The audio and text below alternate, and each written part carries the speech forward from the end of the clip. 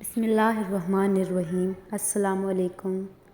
آج کا ہمارا ٹاپک غیر مسلم سے ریلیٹڈ ہے، جس میں ایک غیر مسلم سے پوچھا گیا کہ تم اسلام کی کس بات سے متاثر ہوئے؟ تو وہ شخص بولا کہ صرف ایک واقعہ میری ہدایت کا سبب بن گیا۔ کہا، مجلس رسول صلی اللہ علیہ وآلہ وسلم لگی ہوئی تھی، لوگوں کا ہجوم تھا۔ ایک شخص نے عرض کی، حضور صلی اللہ علیہ وآلہ وسلم میرے لیے دعا کریں کہ میرا بچہ کئی دنوں سے غائب ہے اور مل نہیں رہا۔ قبل اس کے کہ حضور صلی اللہ علیہ وآلہ وسلم کے ہاتھ اٹھتے، ایک شخص جو مجلس میں موجود تھا کھڑا ہو گیا کہ حضور صلی اللہ علیہ وآلہ وسلم، میں ابھی فلاں باغ سے گزر کر آ رہا تھا، اس کا بچہ وہاں بچوں کے ساتھ کھیل رہا تھا۔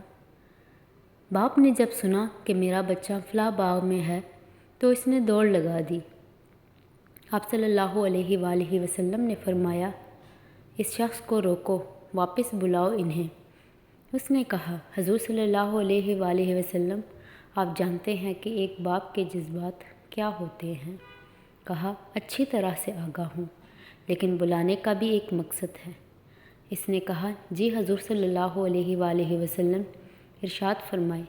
کہا، جب باغ پہنچ جاؤ تو بچوں کے ساتھ اپنے بچے کو کھیلتا ہوا دیکھ لو تو بیٹا بیٹا کہہ کر آوازیں نہ دینا، جو نام رکھا ہے اس نام سے پکارنا۔ کہا کہ حضور صلی اللہ علیہ وآلہ وسلم، میرا بیٹا ہے، اگر میں بیٹا کہہ کر بلاؤں تو حرج کیا ہے؟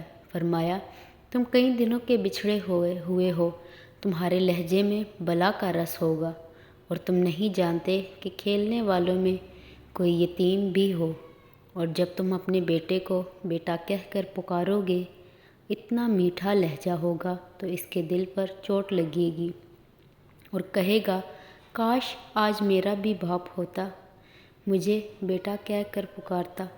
فرمایا، یہ شوق گھر جا کر پورا کرنا۔ آپ صلی اللہ علیہ وآلہ وسلم نے فرمایا، کسی بیوہ کے سامنے اپنی بیوی سے پیار نہ کر، اور غریب کے سامنے اپنی دولت کی نمائش کرنے سے روکا گیا۔ حضور صلی اللہ علیہ وآلہ وسلم نے یہاں تک کہ فرمایا کہ اپنے گوشت کی خوشبو سے اپنے ہمسائے کو تنگ نہ کرو۔